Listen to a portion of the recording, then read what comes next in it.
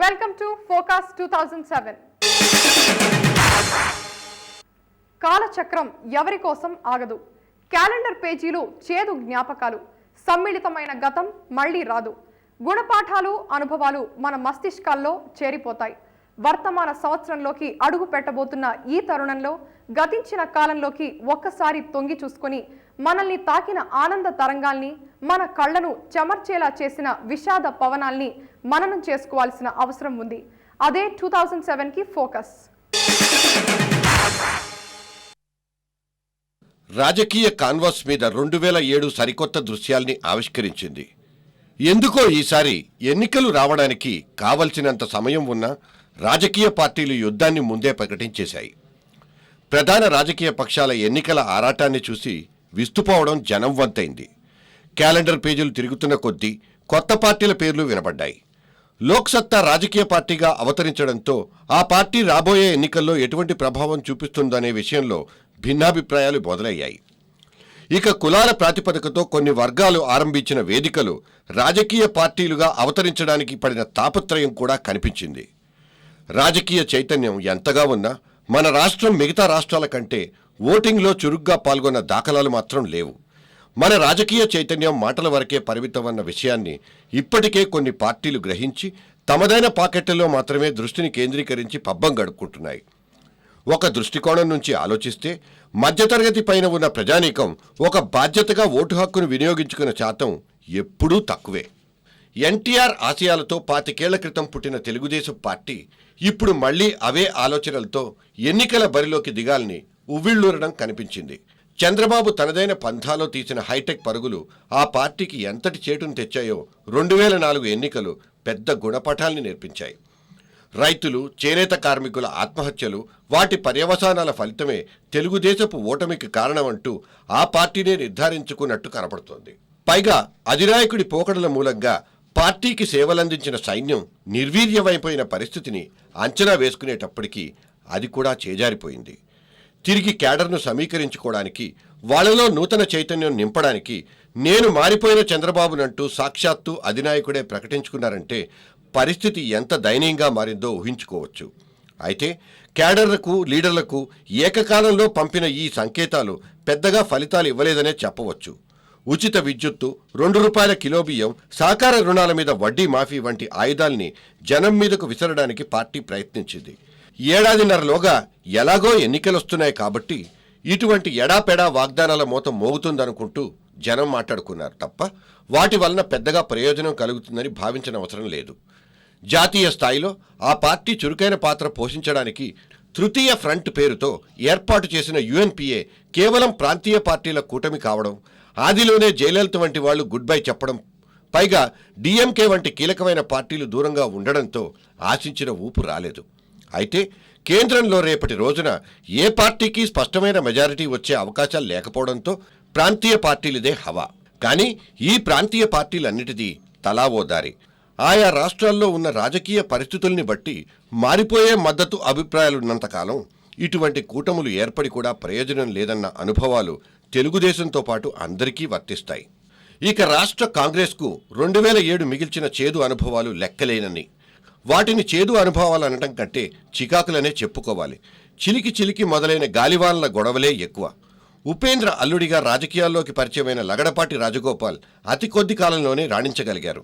ఆయన ఆంధ్ర ప్రాంతపు వాదిగా తెలంగాణపై విసిరిన విసురులు అనేకసార్లు వివాదాలకు తావిచ్చాయి. సర్వే సత్యనారాయణ వంటి తెలంగాణ ఎంపీలతో ఆయన గొడవలు రోడ్ల మీదకు చేరాయి. ఇక కేశవరావు కుమారుడి వివాదం ముదిరి చివరకు ఆయన పదవికే ముప్పు తెచ్చింది. సరే, ఎంఎస్ఆర్ అవాకులు చవాకులు రగిల్చిన నిప్పురవ్వలు పుట్టించిన నవ్వుల సంగతి వేరే విషయం. అయితే వాటి పరిణామాలు తీవ్రంగా ఉన్నప్పుడు ఆయన మరింత సందర్భోచితంగా సంయమనంతో వ్యవహరిస్తే సరిపోయేదనిపిస్తుంది. రాష్ట్ర కాంగ్రెస్ వ్యవహారాల ఇన్ఛార్జిగా దిగ్విజయ్ సింగ్ స్థానంలో వీరప్ప మొయిలీ అడుగుపెట్టడం, ఆంధ్రప్రదేశ్ వచ్చిన రోజునే ఆయన వైఎస్కు వ్యతిరేకంగా 1-2 గడుచు మాటలు పేల్చడంతో ఇదేదో ముఖ్యమంత్రికి ఎసరు పెట్టే వ్యవహారంలా ఉందని భావించిన వాళ్ళందరికీ మొయిలీ ఆ మర్నాడే వైఎస్పై కితాబుల వర్షం కురిపించి ఆశ్చర్యపరిచారు. శాసన మండలిని 2 దశాబ్దాల తర్వాత పునరుద్ధరించి కాంగ్రెస్ తన ఎన్నికల నాటి ప్రమాణాన్ని నిలబెట్టుకుంది. అయితే వైఎస్ వ్యతిరేకులైన చాలా మందికి సీట్లు రావడం ఆయన అంచనగణాన్ని మాత్రం బాధించింది. హైదరాబాద్లో జరిగిన ఏఐసిసి ప్లీనరీ కూడా వైఎస్ ప్రతిష్టను మరింత ఇనుమడింపచేసింది. వ్యక్తిగత శ్రద్ధ తీసుకుని నిర్వహించిన ఈ సమావేశాల్లో పెద్దగా చెప్పుకోదగిన నిర్ణయాలు లేనప్పటికీ సోనియా గాంధీ తానే అంతా అయి నడిపించిన తీరు, ముఖ్యంగా రాహుల్ గాంధీ మొదటిసారిగా ఇక్కడ చేసిన ప్రసంగం ప్రత్యేకతగా నిలిచిపోయింది. వైఎస్ ప్రతిష్టాత్మకంగా చేపట్టిన జలయజ్ఞం తొలి దశలో చురుగ్గా సాగినా ఆ తర్వాత కోర్టు వ్యాజ్యాలతోనూ ట్రిబ్యునల్ తీర్పులతోనూ మందగించింది. కొత్త పీసీసీ అధ్యక్షుడిని ఈ సంవత్సరం చివరిలోగా నియమిస్తామంటూ తాత్కాలిక నాయకుడిని ఆ కుర్చీలో కూర్చోబెట్టి కాలం వెళ్లబుచ్చడంతో ఆ పదవిని ఆశిస్తున్న వాళ్లంతా చికాగ్గా ఉండడం కనబడుతోంది. ₹2 కిలో బియ్యాన్ని వచ్చే ఉగాది నుంచే ఇస్తామంటూ ముఖ్యమంత్రి ప్రకటించడంతో ఎన్నికలు వచ్చేశాయన్న ప్రచారం ఊపందుకుంది. అయితే ఈ పథకం కోసం ఇప్పుడు ఖర్చు చేస్తున్న 9,000 కోట్ల రూపాయలకు అదనంగా మరో 3,000 కోట్లు చేరడం ఖజానాకు భారమే. ఎన్నికల నేపథ్యమైనా మరేదైనా ముఖ్యమంత్రి వైఎస్ కురిపిస్తున్న వరాల మూటలు రేపటి రోజున ఆర్థికంగా రాష్ట్రాన్ని మరింత కృంగదీస్తాయనే మాటలు గట్టిగా వినబడుతున్నాయి. ఇక భూయజ్ఞం పేరుతో పేదలకు పంచాల్సిన భూముల పంపిణీలో అధికారుల అలసత్వం, అక్రమార్కుల ప్రమేయాలు అధికార పార్టీకి చిక్కుల్ని తెచ్చాయి. సెజ్ల పేరుతో వేలాది ఎకరాలు ప్రైవేటు వ్యక్తులకు, సంస్థలకు కేటాయించడం విమర్శల పాలైంది. హుడా వేలం పాటలతో లక్షలకు చేరుకున్న గజం ధర నగర భూములపై విపరీతమైన ఒత్తిడిని పెంచింది. ఇందిరమ్మ గృహాల కేటాయింపులో సొంత పార్టీ వాళ్లతో పాటు అనర్హుల్ని సైతం చేర్చారంటూ వచ్చిన విమర్శలు కాంగ్రెస్కు భారమయ్యాయి. లోక్సభ మధ్యంతర ఎన్నికలకు సిద్ధమైపోయిన కాంగ్రెస్ గుజరాత్, హిమాచల్ ప్రదేశ్ రాష్ట్రాల్లో పరాజయాన్ని చవిచూడడంతో ఇక అటువంటి ఆలోచనలకు తాత్కాలికంగా ఫుల్ స్టాప్ పెట్టినట్టే భావించాల్సుంటుంది. ఏదైనా కాంగ్రెస్ తిరిగి వచ్చే సాధారణ ఎన్నికల్లో గెలవాలంటే వ్యూహాత్మకంగా పనిచేయడం ఒక్కటే మార్గం. తెలంగాణ ప్రత్యేక రాష్ట్ర సాధన కోసం ఏర్పాటైన టీఆర్ఎస్ 2007 సంవత్సరంలో ఆశించిన స్థాయిలో విజయం సాధించలేదనే చెప్పుకోవచ్చు. నకిలీ పాస్పోర్టుల కుంభకోణంలో ఆ పార్టీ నేతలు ఇరుక్కోవడం ఓ పెద్ద షాక్. ఆ పార్టీకి ఆది నుంచి అగ్రస్థానంలో ఉన్న నరేంద్ర తొలగింపు కార్యక్రమం కొత్త సమస్యలకు దారితీస్తుందనుకున్నా అటువంటి పరిణామాలేవీ చోటు చేసుకోలేకపోవడం అధినేత కేసీఆర్కు పెద్ద రిలీఫ్. అయితే ఎమ్మెల్సీ ఎన్నికల్లో ఆ పార్టీలో కొంతమంది క్రాస్ ఓటింగ్కు పాల్పడి జ్ఞానేశ్వర్కు ఓటేయడం టీఆర్ఎస్ బలహీనతల్ని బయటపెట్టింది. 3 ఏళ్ల తర్వాత ఎట్టకేలకు ఆ పార్టీ సంస్థాగత ఎన్నికల్ని జరుపుకుని రాష్ట్ర కమిటీతో పాటు అనుబంధ సంఘాల్ని ఏర్పరచుకుంది. విద్యార్థులు తమ చదువు సంధ్యలకే పరిమితం అవ్వాలని, వారిని పార్టీ కార్యక్రమాల్లో ఉపయోగించనని చెప్పిన కేసీఆర్ ఈ మధ్య వారితో ప్రత్యేక శిక్షణా తరగతులు లాంటివి నిర్వహించడం గమనించదగిన పరిణామం. తమకు ప్రత్యేక రాష్ట్రం ఇస్తామంటే ఎవరికైనా మద్దతు ప్రకటిస్తామని అంటున్న కేసీఆర్కు ఇప్పుడు దాదాపు అందరూ మద్దతుదారులైనా ఉపయోగం మాత్రం లేదు. సోనియా మా పాలిట దేవత అంటూ ఆయన మొదలుపెట్టిన పాటల పల్లవి చరణాల్లోకొచ్చేసరికి విలన్గా మారిపోవడం, ఆ తర్వాత ఆయన చిరంజీవి రాజకీయ రంగ ప్రవేశం పట్ల ఆసక్తి చూపించడం వంటి వార్తలు, సర్వజన సమ్మేళనాలు సైతం ప్రత్యేక తెలంగాణ రాష్ట్రానికి మద్దతు పలకడం చూస్తే తెరాస తనదైన శైలిలో తెలంగాణ అంశాన్ని మరుగున పడిపోకుండా జాగ్రత్తగా కాపాడుకుంటూ వస్తున్నట్లు కనబడుతోంది. ఇక బీజేపీ రాష్ట్రంలో ఒంటరి పోరాటం తప్పదనుకుంటూనే 2007లో తన ప్రయాణం మొదలుపెట్టింది. తెలంగాణకు ప్రత్యేక రాష్ట్రం అనే పాత కాకినాడ తీర్మానాన్ని దుమ్ముదులిపి రంగంలోకి దిగినా ఆశించిన స్పందన పొందలేకపోయింది. ప్రతినిత్యం 3 ప్రెస్ మీట్లు, 6 స్టేట్మెంట్ల నాయకులతో నిండిన ఆ పార్టీకి రాబోయే ఎన్నికలు ఓ ఛాలెంజ్. దత్తాత్రేయ వంటి సీనియర్ నాయకులు ముఖ్యమంత్రికి రోజుకో లేఖ రాసి సాధించేదేమిటో అర్థం కాదు. ఒక నిరాశాజన వాతావరణంలో ఉన్న పార్టీకి తాజాగా గుజరాత్ ఎన్నికల ఫలితాలు కాస్త ఊపునిచ్చాయి. మోడీని ఒక రోల్ మోడల్గా చేసి ఫలితాల్ని రాబట్టాలనే ఆలోచనలు కనిపించాయి. బీజేపీని కేంద్రానికే పరిమితమైన ఓ పార్టీగా మాత్రమే ఇక్కడి ప్రజలు అనుకుంటున్నారనే విషయం ఎన్నో సందర్భాల్లో స్పష్టమైంది. 2007లో సిపిఎం తన పోరాట పంథాకు తిరిగి తెరలేపింది. కాంగ్రెస్తో ఉన్న సంబంధాలని తుంచేసుకుని భూపోరాటానికి సిద్ధపడింది. అనేక చోట్ల ఆ పార్టీ కార్యకర్తలు అదుపాజ్ఞలను ఉల్లంఘించి ఉద్యమాలు చేయడం సహజంగానే వైఎస్ను ఇరకాటంలో పడేసింది. రాష్ట్ర నలుమూలలా అనేక మంది సిపిఎం కార్యకర్తలు అరెస్టు కావడంతో ఉద్యమ స్థాయి పెరిగింది. రాఘవుల నేతృత్వంలో కొంతకాలంగా ఆ పార్టీ జవసత్వాల్ని పెంచుకున్నా అది రేపటి ఎన్నికల నాటికి సీట్లు సాధించే స్థాయికి చేరుకుంటుందా అనేదే ప్రశ్న. ఇక సిపిఎం ఎప్పటిలానే ఎన్నికల్లో ఈసారి ఎవరితో పొత్తు పెట్టుకుంటుందనేది కీలకం. ఇక సిపిఐ కాంగ్రెస్తో ఎంతో కొంత బీరకాయ పీచు చుట్టరికాన్ని మొన్నటి వరకు కొనసాగించి ఈ మధ్య తన మధ్య మార్గాన్ని విడిచిపెట్టేసింది. భూపోరాటాలను సిపిఎం ఆరంభించినా తనదైన పద్ధతిలో కంటిన్యూ చేస్తోంది సిపిఐ. ప్రత్యేక తెలంగాణ కావాలనే విషయంలో సిపిఐ సానుకూల ధోరణి కనబర్చుతున్న కేసీఆర్ విషయంలో మాత్రం మొదటి నుంచి సురక్షితమైన దూరాన్ని కొనసాగిస్తోంది. సామాజిక వర్గాల ఆధారంగా కొత్తగా సమ్మేళనాలు నిర్వహించడం 2007లో కనిపించిన వినూత్న రాజకీయ పరిణామం. హైదరాబాద్ నిజాం కాలేజీ గ్రౌండ్స్లో సర్వజన సమ్మేళనం పేరుతో చేపట్టిన బహిరంగ సభకు ఆశించిన జనం రాకపోయినా మీడియా ఇచ్చిన కాస్త ప్రచారం దానికి కాస్త ఆక్సిజన్గా మారింది. ఇక రాజకీయ పక్షంగా లోక్ సత్తా తనదైన శైలిలో పనిచేస్తోంది. రాజకీయాల్లో అవినీతి, అక్రమార్జన వంటి అంశాలతో ఆ పార్టీ నాయకుడు జయప్రకాష్ నారాయణ చేపట్టిన లోక్ సత్తా ఒక రాజకీయ పార్టీగా ఎదగడానికి మరింత సమయం పడుతుందనిపిస్తుంది. జేపీ తన ప్రచార యాత్రను విస్తృతం చేస్తున్నప్పటికీ తన పార్టీ భావసారూప్యత ఉన్న ఇతర పార్టీలతో జత కట్టించడానికి ఆయన ప్రయత్నం చేయాల్సిన అవసరం ఉందేమో అనిపిస్తుంది. 2008లో ఆ దిశగా పావులు కదిపితే కొంత ఆశాజనకమైన ఫలితం ఆ పార్టీకి కనిపించవచ్చు. చిరంజీవి రాజకీయ రంగప్రవేశం చేస్తారన్న వార్త 2007లో ఓ హాటెస్ట్ న్యూస్. నిజానికి ఈ మాటలు చాలా కాలంగా వినపడుతున్నా ఈసారి మాత్రం గట్టిగా వినిపించాయి. రాష్ట్ర వ్యాప్తంగా సంచలనం సృష్టించిన ఈ వార్తలు ఢిల్లీలో సైతం చర్చకొచ్చాయి. ఇక చిరంజీవి ఫ్యాన్స్, కొంతమంది ఔత్సాహికులు రాష్ట్రమంతా చేసిన యాగి చివరకు ఆయన చేసిన ఓ ప్రకటనతో చల్లబడింది. అయితే చిరంజీవి ప్రకటనలో తాను రాజకీయాల్లోకి రానని ఎక్కడా స్పష్టం చేయకపోవడంతో పాజిటివ్ సంకేతాలుగానే మార్కెట్లోకి వెళ్లాయి. ఏది ఏమైనా చిరంజీవి రాజకీయ ప్రవేశంతో ఖచ్చితంగా రాజకీయ సమీకరణలు మారడం మాత్రం ఖాయం. ఇప్పటికే అనేక కారణాలతో ఆయన కుటుంబం మీడియా మూలంగా ఇబ్బందులకు లోనైంది. 2008 తెర మీద ఆయన కొత్త సినిమా ఆవిష్కరిస్తారనే ఆలోచనలు, అభిప్రాయాలు మాత్రం బలంగా వినపడుతున్నాయి. ఇది వర్తమాన సంవత్సరంలో తెలుగునాట రాజకీయ కాన్వాస్ మీద కనిపించి వినిపించిన దృశ్య శ్రవణాలు.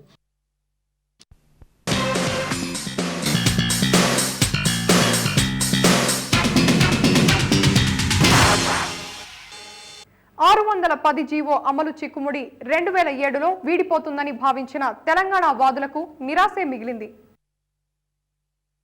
610 జీవో అమలు చిక్కుముడి 2007లో వీడిపోతుందని భావించిన తెలంగాణ వాదులకు నిరాశే మిగిలింది. ఈ అంశం మీద ఏర్పాటు చేసిన కమిటీలు, సభా సంఘాలు ఎన్నిసార్లు సమావేశమైనప్పటికీ అన్ని ప్రభుత్వ శాఖాధిపతులు స్థానికేతర ఉద్యోగుల సంఖ్య తేల్చకుండా జాప్యం చేస్తున్నారు. మరోవైపు తెలంగాణేతర ఉద్యోగుల సంఘాలు 610 జీవో అమలును వ్యతిరేకిస్తున్నాయి. మారణకాండ దోషులకు 1.5 దశాబ్దం తర్వాత న్యాయస్థానం శిక్షలు ఖరారు చేసింది. చుండూరు మారణకాండ దోషులకు 1.5 దశాబ్దం తర్వాత న్యాయస్థానం శిక్షలు ఖరారు చేసింది. 1991 ఆగస్టు 6వ తేదీన గుంటూరు జిల్లా చుండూరులో అగ్రవర్ణాలకు చెందిన 8 మంది దళితుల్ని దారుణంగా హత్య చేశారు. ఈ కేసు న్యాయస్థానంలో 16 ఏళ్ల పాటు కొనసాగి 2007 జూలై 31న పూర్తయింది. ప్రత్యేక న్యాయస్థానం 179 మందిని విచారించి 123 మందిని నిర్దోషులుగా తేల్చింది. దోషుల్లో 21 మంది యావజ్జీవ కారాగార శిక్షకు, 35 మందికి ఏడాది జైలు శిక్షను ఖరారు చేసింది. భారత న్యాయ వ్యవస్థలో జాప్యానికి ఈ కేసు అద్దం పడుతోంది. పేదలకు ఇళ్ల స్థలాలు ఇవ్వాలనే డిమాండ్తో వామపక్షాలు చేపట్టిన భూపోరాటం ముదిగొండలో రక్తాన్ని చిందించింది. పేదలకు ఇళ్ల స్థలాలు ఇవ్వాలనే డిమాండ్తో వామపక్షాలు చేపట్టిన భూపోరాటం ముదిగొండలో రక్తాన్ని చిందించింది. జూలై 28వ తేదీన భూ సమస్యపై జరిగిన బంద్ సందర్భంగా ఖమ్మం జిల్లా ముదిగొండ మండల కేంద్రంలో సిపిఎం రాస్తారోకో జరిగింది. ఈ సందర్భంగా పోలీసులకు, కార్యకర్తలకు మధ్య జరిగిన ఘర్షణ కాల్పులకు దారితీసింది. పోలీసు కాల్పుల్లో 7 వామపక్ష కార్యకర్తలు మృతి చెందారు. ఆగస్టు 20న విశాఖ జిల్లా వాకపల్లి గిరిజన గ్రామంలో గిరిజన మహిళలపై గ్రేహౌండ్స్ పోలీసులు అత్యాచారానికి పాల్పడిన సంఘటన సభ్య సమాజాన్ని నివ్వెరపరిచింది. ఆగస్టు 20న విశాఖ జిల్లా వాకపల్లి గిరిజన గ్రామంలో గిరిజన మహిళలపై గ్రేహౌండ్స్ పోలీసులు అత్యాచారానికి పాల్పడిన సంఘటన సభ్య సమాజాన్ని నివ్వెరపరిచింది. నక్సలైట్ల కోసం గాలిస్తూ వెళ్లిన గ్రేహౌండ్స్ దళ పోలీసులు 12 గిరిజన మహిళలపై అత్యాచారానికి ఒడిగట్టినట్టు ఆరోపణలొచ్చాయి. న్యాయం కోసం గొంతెత్తిన ఈ మహిళల్ని ప్రభుత్వం పట్టించుకోకపోగా వారి భర్తలు సైతం కాపురానికి రావద్దంటూ ఆంక్షలు పెట్టారు. చివరకు మానవ హక్కుల కమిషన్ సైతం జోక్యం చేసుకున్న గిరిజన మహిళలకు న్యాయం జరగలేదు. ఈ సంఘటనపై విచారణ జరిపేందుకు నియమించిన నాగిరెడ్డి కమిషన్ అత్యాచారం జరిగిందనడానికి ఆధారాలున్నాయని తేల్చింది. రాష్ట్ర విజిలెన్స్ కమిషనర్ గా పదవీ విరమణ చేసిన రామచంద్ర సమాల్ తోటి ఐఏఎస్ ఐపీఎస్ అధికారులను ఇరకాటంలో నెట్టేశారు. రాష్ట్ర విజిలెన్స్ కమిషనర్గా పదవీ విరమణ చేసిన రామచంద్ర సమాల్ తోటి ఐఏఎస్ ఐపీఎస్ అధికారులను ఇరకాటంలోకి నెట్టేశారు. రాష్ట్ర ప్రభుత్వంలోని 18 మంది సీనియర్ అధికారుల అవినీతిపై తాను ప్రభుత్వానికి సమర్పించిన నివేదికను సమాల్ మీడియాకు విడుదల చేశారు. సమాల్ నివేదిక వైఎస్ ప్రభుత్వాన్ని ఇరకాటంలోకి నెట్టగా అధికార గణం ఎదురుదాడికి దిగింది. ఓబుళాపురంలో గాలి జనార్దన్ రెడ్డికి అక్రమ పద్ధతిలో గనుల కేటాయింపు జరిగిందనే ఆరోపణపై తెలుగుదేశం పార్టీ ఏకంగా ఉద్యమాన్నే చేపట్టింది. ఓబుళాపురంలో గాలి జనార్దన్ రెడ్డికి అక్రమ పద్ధతిలో గనుల కేటాయింపు జరిగిందన్న ఆరోపణలపై తెలుగుదేశం పార్టీ ఏకంగా ఉద్యమాన్నే చేపట్టింది. ప్రభుత్వం తీసుకెళ్లిన అఖిలపక్ష బృందంలోని ప్రతిపక్ష నేతలు అక్రమాలు లేవంటూ నిర్ధారించడం అధికార పక్షానికి సంతోషాన్నివ్వగా టీడీపీకి మాత్రం నిరాశనే మిగిల్చింది. డిపెప్ కుంభకోణంలో సరసాదేవి సుబ్రహ్మణ్యన్లను అరెస్ట్ చేసి విచారణకు ఆదేశించిన సంఘటన 2007లో ప్రముఖంగా పేర్కొనవచ్చు. డిపెప్ కుంభకోణంలో సరసాదేవి సుబ్రహ్మణ్యాలను అరెస్టు చేసి విచారణకు ఆదేశించిన సంఘటన 2007లో ప్రముఖంగా పేర్కొనవచ్చు. కోట్లాది రూపాయలు దొంగ ఖాతాల్లోకి మళ్లించి కైంకర్యం చేసిన ఈ సంచలనాత్మకమైన కేసులో తాము ముఖ్యమంత్రి పెషీలోని సూర్యుడుకు ₹1 కోటి లంచంగా ఇచ్చినట్టు సుబ్రహ్మణ్యం చెప్పడం, దాన్ని సరసాదేవి ఖండించడం ఓ విశేషం. కేసు విచారణలో ఉంది. మక్కా మసీద్లో మే 18న జరిగిన బాంబు పేలుడు, ఆ తర్వాత జరిగిన పోలీస్ కాల్పుల్లో 5గురు మరణించడంతో హైదరాబాద్ ఉగ్రవాదులకు అడ్డాగా మారిందని మరోసారి రుజువైంది. మక్కా మసీదులో మే 18వ తేదీన జరిగిన బాంబు పేలుడు, ఆ తర్వాత జరిగిన పోలీసు కాల్పుల్లో 5గురు మరణించడంతో హైదరాబాద్ ఉగ్రవాదులకు అడ్డాగా మారిందని మరోసారి రుజువైంది. సరిగ్గా మళ్లీ 3 నెలల్లోనే లుంబిని పార్క్, గోకుల్చాట్ ప్రాంతాల్లో జరిగిన బాంబు పేలుళ్లలో 42 మంది చనిపోవడం, మరో 50 మంది గాయపడడం నగరంపై ఉగ్రవాదులు పంజా వేసినట్టు రూఢి అయింది. ఈ 2 సంఘటనలు హైదరాబాద్ ప్రజల్లో అభద్రతా భావాన్ని పెంచాయి. దీంతో ప్రభుత్వం ఆక్టోపస్ పేరుతో ఉగ్రవాదం సమస్యలను పరిష్కరించడానికి ఒక హైపవర్ సంస్థను ఏర్పాటు చేసింది. అయితే ఆ సంస్థ తన కార్యకలాపాల్ని ఆరంభించడానికి కావాల్సిన కనీస సౌకర్యాలు లేవనే వార్తలొచ్చాయి.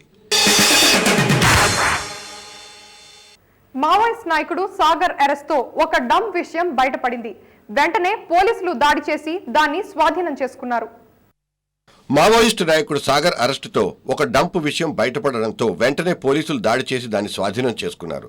ఆశ్చర్యకరమైన రీతిలో ఈ డంప్ నుంచి కరెన్సీ నోట్లతో పాటు కళ్లు చెదిరే బంగారు ఆభరణాలు కూడా దొరికాయి. విరాళాల కోసం మావోయిస్టులు డబ్బుతో పాటు నగలు కూడా వసూలు చేస్తున్నారనే వార్త సంచలనం సృష్టించింది. వివాదాస్పద రచయిత్రి తస్లీమా నస్రీన్ ఒక పుస్తకం విడుదల కోసం హైదరాబాద్ లో పర్యటించినప్పుడు ప్రెస్ క్లబ్ లో దాడి జరిగింది. వివాదాస్పద రచయిత్రి తస్లీమా నస్రీన్ ఒక పుస్తకం విడుదల కోసం హైదరాబాద్ పర్యటించినప్పుడు ప్రెస్ క్లబ్ లో దాడి జరిగింది. ఆమెపై దాడి చేసిన ఎంఐఎం పార్టీకి చెందిన 3 ఎమ్మెల్యేలు ఈ సమయంలో వ్యవహరించిన తీరు సభ్య సమాజం తలదించుకునేలా చేసింది. ఇక ఇదే పార్టీకి చెందిన మరో 2 ఎమ్మెల్యేలు అఫ్సర్ ఖాన్, పాషా ఖాద్రి 2 సందర్భాల్లో నిలోఫర్ ఆసుపత్రి జూనియర్ డాక్టర్లపై దాడి చేయడం, దురుసుగా వ్యవహరించడంతో రాష్ట్ర వ్యాప్తంగా డాక్టర్లు, ఆసుపత్రి సిబ్బంది సమ్మె చేశారు. దీంతో ఎక్కడికక్కడ ప్రభుత్వాసుపత్రిలో పని స్తంభించిపోయింది. కోర్టు జోక్యం, ప్రభుత్వం విడుదల చేసిన ఆర్డినెన్సు, ఎస్మా చట్ట ప్రయోగాలతో డాక్టర్లు విధులకు హాజరయ్యారు. దాడికి పాల్పడిన వారిపై కేసులు నమోదు చేశారు. హైదరాబాద్ లో కూలిన పంజాగుట్ట ఫ్లైఓవర్ 2007 సెప్టెంబర్ 9వ తేదీన ప్రజలను భయాందోళనకు గురి చేసింది. హైదరాబాద్ లో కూలిన పంజాగుట్ట ఫ్లైఓవర్ 2007 సెప్టెంబర్ 9వ తేదీన ప్రజలను భయాందోళనకు గురిచేసింది. ఆ రోజు ఆదివారం కావడంతో ట్రాఫిక్ రద్దీ ఎక్కువగా లేకపోవడంతో భారీ ప్రాణ నష్టం తప్పింది. ఫ్లైఓవర్ పడిన తీరు, దాని కింద పడి ఉన్న వాహనాలను బట్టి మొదట 20 మందికి పైగా చనిపోయారని వచ్చిన కథనాలు తీవ్ర కలకరాన్ని లేపాయి. అయితే 2 మృతి చెందడంతో అందరూ ఊపిరి పీల్చుకున్నారు. దీనిపై విచారణ చేపట్టిన నిపుణుల కమిటీ నిర్మాణంలో లోపం లేదని, కాంట్రాక్టర్దే తప్పని తేల్చింది. తుది నివేదిక ఇంకా రావాల్సింది.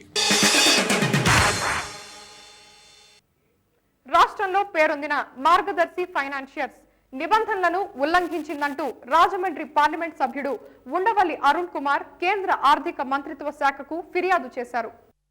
రాష్ట్రంలో పేరొందిన మార్గదర్శి ఫైనాన్షియర్స్ నిబంధనలు ఉల్లంఘించిందని రాజమండ్రి పార్లమెంట్ సభ్యుడు ఉండవల్లి అరుణ్ కుమార్ కేంద్ర ఆర్థిక మంత్రిత్వ శాఖకు ఫిర్యాదు చేశారు. హిందూ అవిభక్త కుటుంబ చట్టం కింద ఏర్పాటైన మార్గదర్శి వారి కుటుంబ సభ్యుల నుంచే డిపాజిట్లు వసూలు చేయాల్సి ఉండగా అందుకు భిన్నంగా బయటి వ్యక్తుల నుంచి కూడా డిపాజిట్లను వసూలు చేసిందని ఉండవల్లి తన ఫిర్యాదులో పేర్కొన్నారు. అనంతరం ప్రభుత్వం ఆదేశించడంతో సిఐడి పోలీసులు కేసు నమోదు చేసుకుని దర్యాప్తు చేపట్టారు. కోర్టు అనుమతితో సిఐడి పోలీసులు హైదరాబాద్లోని మార్గదర్శి ప్రధాన కార్యాలయంతో పాటు 2 బ్రాంచీల్లో తనిఖీలు చేసి రికార్డుల్ని సీడీల్ని స్వాధీనం చేసుకున్నారు. ఈ కేసు అనేక మలుపులు తిరుగుతూ సుప్రీంకోర్టు వరకు వెళ్లింది. సుప్రీంకోర్టు ఆదేశంతో స్వాధీనం చేసుకున్న పత్రాల జిరాక్స్ కాపీల్ని పోలీసులు తమ వద్ద పెట్టుకుని ఒరిజినల్స్ ను మార్గదర్శికి అప్పగించారు. నకిలీ పత్రాలతో పాస్పోర్ట్ పొందిన కేసులో ఎట్టకేలకు మోనికా బేడీకి 2007 సంవత్సరంలో విముక్తి లభించింది. నకిలీ పత్రాలతో పాస్పోర్టు పొందిన కేసులో ఎట్టకేలకు మోనికా బేడీకి 2007 సంవత్సరంలో విముక్తి లభించింది. హైదరాబాద్ చెంచల్గూడ మహిళా జైలులో దాదాపు 1.5 ఏళ్ల పాటు ఆమె శిక్షను అనుభవించింది. నాంపల్లి కోర్టు విధించిన 5 సంవత్సరాల శిక్షను హైకోర్టు 3 సంవత్సరాలకు తగ్గించింది. దీనిపై ఆమె సుప్రీంకోర్టును ఆశ్రయించడంతో బెయిలు లభించి జైలు నుంచి విడుదలైంది. ఇదే కేసులో మాఫియా డాన్ అబూ సలీంను బొంబాయి టాడా కోర్టు అనుమతితో హైదరాబాద్కు తీసుకొచ్చారు. సలీంపై కోర్టు విచారణ నాంపల్లి సిబిఐ కోర్టులో ప్రారంభమైంది. సెప్టెంబర్ 9వ తేదీ సాయంత్రం బంజారాహిల్స్ ప్రశాసన్ నగర్ లో అప్పటి పిసిసి అధ్యక్షుడు కేశవరావు తనయుడు వెంకట్ ఇంట్లో కాల్పులు జరిగి అతని స్నేహితుడు రియాల్టర్ ప్రశాంత్ రెడ్డి మరణించాడు. సెప్టెంబర్ 9వ తేదీ సాయంత్రం బంజారాహిల్స్ ప్రశాసన్ నగర్ అప్పటి పిసిసి అధ్యక్షుడు కేశవరావు తనయుడు వెంకట్ ఇంట్లో కాల్పులు జరిగి అతని స్నేహితుడు రియాల్టర్ ప్రశాంత్ రెడ్డి మృతి చెందాడు. భార్యతో ఏర్పడిన మనస్పర్ధల కారణంతోనే ప్రశాంత్ రెడ్డి ఆత్మహత్య చేసుకున్నాడని వెంకట్ చెప్పాడు. హైడ్రామా మధ్య అపోలో ఆసుపత్రిలో వెంకట్ను అరెస్టు చేశారు. సిఐడి పోలీసులకు ఇచ్చిన వాంగ్మూలంలో స్థల వివాదంలో ప్రశాంత్ రెడ్డిని తానే కాల్చినట్లు వెంకట్ వెల్లడించినట్లు వార్తలొచ్చాయి. ఈ సంఘటన కేశవరావు పిసిసి అధ్యక్ష పదవికి ఎసరు పెట్టింది. హైదరాబాద్ లో వెలుగు చూసిన పాస్పోర్ట్ స్కామ్ రాజకీయ వర్గాలలో కలవరాన్ని రేపింది. హైదరాబాద్ లో వెలుగు చూసిన పాస్పోర్ట్ స్కామ్ రాజకీయ వర్గాల్లో కలవరాన్ని లేపింది. టీఆర్ఎస్ ఎమ్మెల్యేలు కాచిపేట లింగయ్య, సోయం బాబురావులపై పోలీసులు కేసులు నమోదు చేశారు. ఈ స్కామ్ ప్రధాన సూత్రధారి రషీద్ వీరికే కాకుండా ఇంకా అనేక మంది నాయకులకు గుజరాతీ మహిళలను అమెరికా తరలించడానికి లక్షల్లో డబ్బులిచ్చానని తెలిపారు. ఈ స్కామ్ విచారణ చేపట్టిన పోలీసులు పక్షపాతంగా దర్యాప్తు చేశారనే ఆరోపణలొచ్చాయి. పాస్పోర్ట్ కుంభకోణంలో మరో ప్రధాన నిందితుడు రాజు పిట్టి ఆచూకీ ఇంకా మన పోలీసులకు దొరకలేదు. ఇక తెలుగు చలనచిత్ర రంగానికి వద్దాం. సంక్షోభాలకు సంతోషాలకు ఎప్పుడూ చుక్కానిగా ఉండే తెలుగు సినిమా రంగం ఈసారి కూడా తన పాత స్టైల్లోనే ప్రయాణించింది. సంక్షోభాలకు సంతోషాలకు ఎప్పుడూ చిరునామాగా ఉండే తెలుగు సినిమా రంగం ఈసారి కూడా తన చర్విత చరణాల్ని కొనసాగించింది. 2007లో ఒకే ఒక సంచలనం శివాజీ. ఈ సినిమా విడుదలకు ముందు ఆ తర్వాత చేసిన వీరంగం అంతా ఇంతా కాదు. బ్లాక్ బుకింగ్స్, కార్పొరేట్ బుకింగ్స్ వంటి పదాలు కొత్తగా తెరపైకొచ్చాయి. 3.5 గంటల నిడివి గల సినిమాల కాలం ఎప్పుడో వెళ్లిపోయిందనుకున్న వాళ్ళకి శివాజీ మళ్లీ వార్తై కూర్చుంది.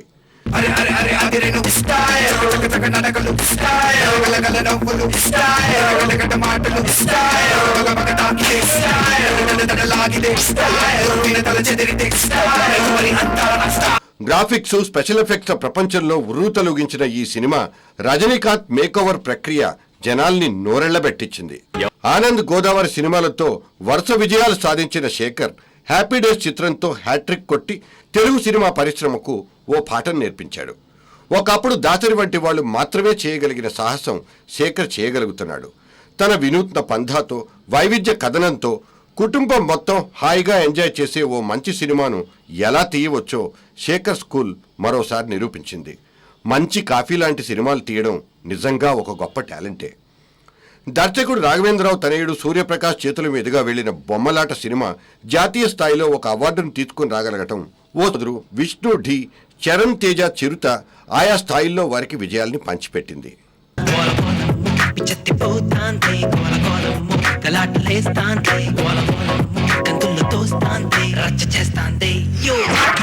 ఎన్డీ తివారీ డమ్మీ కావచ్చు, ఈ డ్రెస్ డమ్మీ కావచ్చు, కానీ గన్ను మాత్రం డమ్మీ కాదు, పుచ్చ లేచిపోద్ది. నువ్వెవడో నాకు తెలీదు, ఈడెవడో అస్సలు తెలీదు. అయితే నువ్వు చేస్తావు. జాయింట్లు జారిపోతాయి, ఫిలమెంట్లు రాలిపోతాయి. ఇవండి focus 2007 issues and events. We wish all our viewers a happy and a prosperous new year.